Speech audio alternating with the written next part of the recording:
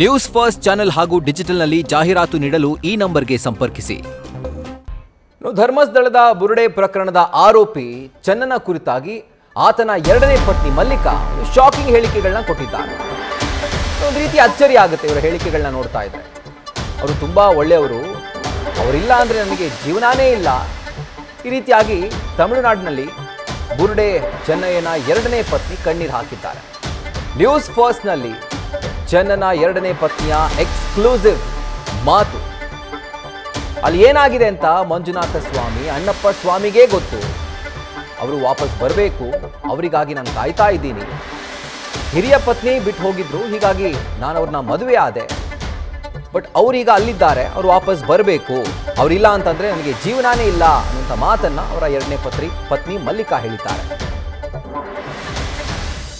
ನನಗೆ ಗೊತ್ತಿಲ್ಲ ಸರ್, ಅದೇ ಅವರೇ ನಿಜ ಹೇಳ್ಬೇಕು ಸರ್, ಅವರೇ ನಿಜ ಹೇಳ್ಬೇಕು. ಸೇಟಿ ಹತ್ರ ಒಂದು ದೂರ ಪತ್ರ ಇರ್ತದೆ ಅಮ್ಮ, ಆ ಪತ್ರದಲ್ಲೂ ಕೂಡ ಇದೆ ಅವ್ರ ಉಲ್ಲೇಖ.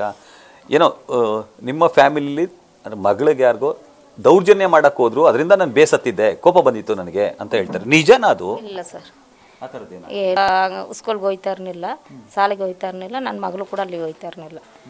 ನನ್ನ ಮಗಳು ಓದಿರೋದು ಊಟಿ, ನನ್ನ ಮಗನು ಓದಿರೋದು ತಮಿಳ್ನಾಡು. ಅಂದ್ರೆ ನಿಮ್ಮ ಯಜಮಾನ್ರು ಸುಳ್ಳು ಹೇಳಿದ್ರ ಅಂತನಾ? ಈಗ ಅದು ಯಾಕೆ ಸುಳ್ಳು ಹೇಳಿದ್ರು ಅಂತ ನಮ್ಗೆ ಗೊತ್ತಿಲ್ಲ ಸರ್.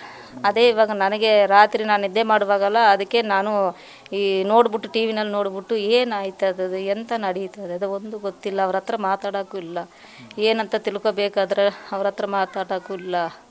ಹಾಗಂತ ತುಂಬ ನಮ್ಗೆ ಬೇಜಾರಾಯ್ತದೆ ಸರ್. ಸುಳ್ಳು ಹೇಳ್ಸಿದ್ದಾರೆ ಅಂತನಾ ಯಾರಾದ್ರು? ಅದು ನನಗೆ ಗೊತ್ತಿಲ್ಲ ಸರ್, ಅದೇ ನನಗೆ ಗೊತ್ತಿಲ್ಲ ಸರ್.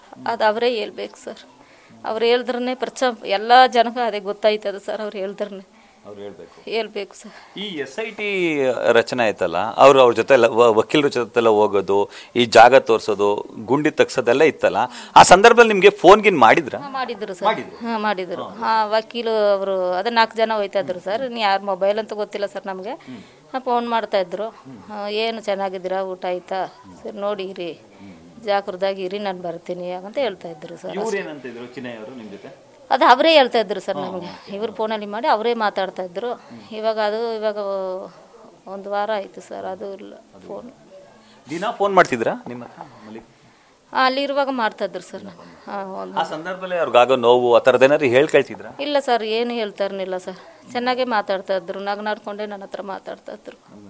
ಅದರಿಂದ ಇವನು ಸಾಯಬೇಕು, ಇವನಿಗೆ ಆಯಿಲ್ ದಂಡನೆ ಕೊಡಿ, ತೂಕಲ್ಲಿ ಹಾಕಿ, ಇವನು ಹೊರಗಡೆ ಬಿಡಬೇಡ ಅಂತೆಲ್ಲ ಹೇಳ್ತಾ ಇದ್ದಲ್ಲ ಸರ್. ನಾನು ನೋಡ್ತಾ ಅದು ನೋಡುವಾಗ ನನಗೆ ತುಂಬ ಇದಾಯಿತು ಸರ್. ಯಾಕಂದರೆ ಅವ್ರ ಹತ್ರ ಜೀವನ ಮಾಡಿಬಿಟ್ಟೆ ನನ್ನ ಹತ್ರ ಬಂದಿರೋದು. ಆದರೆ ನನ್ನ ಹತ್ರ ಬಂದು ಇವರು ಏನಾದರೂ ಮಾಡಿದರೆ ನಾನೇ ತಿಳ್ಕೊಂಡಿದ್ದೆ. ಅದರಿಂದನೇ ಅವಳು ದೊಡ್ಡ ಹೋಗಿದ್ದಲ್ಲ, ನನಗೆ ಇಷ್ಟೊಂದು ಚಿತ್ರಹಿಂಸೆ ಕೊಡ್ತಾರಂತ. ಆದರೆ ಏಕೆ ಅವಳು ಹೋದ, ಏನಾಯ್ತು ಏನೂ ಗೊತ್ತಿಲ್ಲ ಸರ್.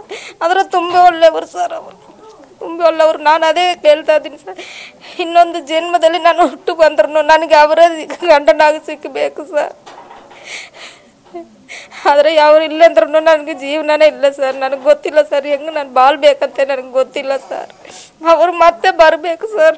ನಾನು ಬೆಳಗ್ಗೆ ನಿದ್ದೇನೂ ಇಲ್ಲ, ನಮಗೆ ಊಟನೂ ಇಲ್ಲ ಸರ್. ನಮಗೆ ಯಾವಾಗ ಬಂದು ಬಾಗಿಲಲ್ಲಿ ನಿಲ್ಲಿಸ್ತಾರೆ, ನಾವು ನೋಡಬೇಕು ಅವ್ರನ್ನಂತೆ ನಾನು ಕಾಯ್ತಾ ಇದ್ದೀನಿ ಸರ್. ಏನು ಕೆಲಸ ಮಾಡ್ತಿದ್ರು ಅವರು? ಎಲ್ಲ ಕೆಲಸಕ್ಕೂ ಹೋಯ್ತಿದ್ರು ಸರ್.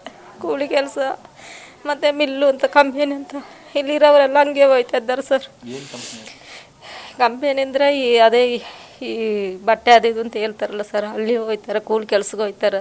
ಮತ್ತು ಸೆಂಗಲಿ ಅಂತ ಹೇಳ್ತಾರಲ್ಲ, ಮನೆ ಕಟ್ತಾರಲ್ಲ ಸರ್, ಕಲ್ಲಿನ ಕೆಲ್ಸಕ್ಕೆ ಹೋಗ್ತಾರೆ. ಅವರೊಬ್ಬರೇ ಕೆಲಸ ಮಾಡೋದು ಸರ್. ನಾನು ಕೆಲಸಕ್ಕೆ ಹೋಗೋದಿಲ್ಲ ಸರ್, ನನಗೆ ಸ್ವಲ್ಪ ಹುಷಾರಿಲ್ಲ.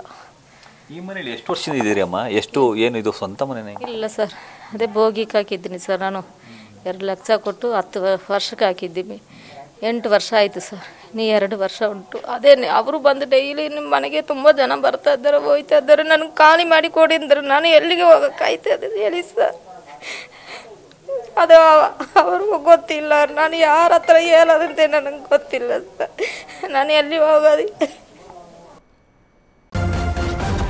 ನ್ಯೂಸ್ ಫಸ್ಟ್ ನಿರ್ಭೀತಿಯಿಂದ ನಿಮ್ಮ ಪರವಾಗಿ.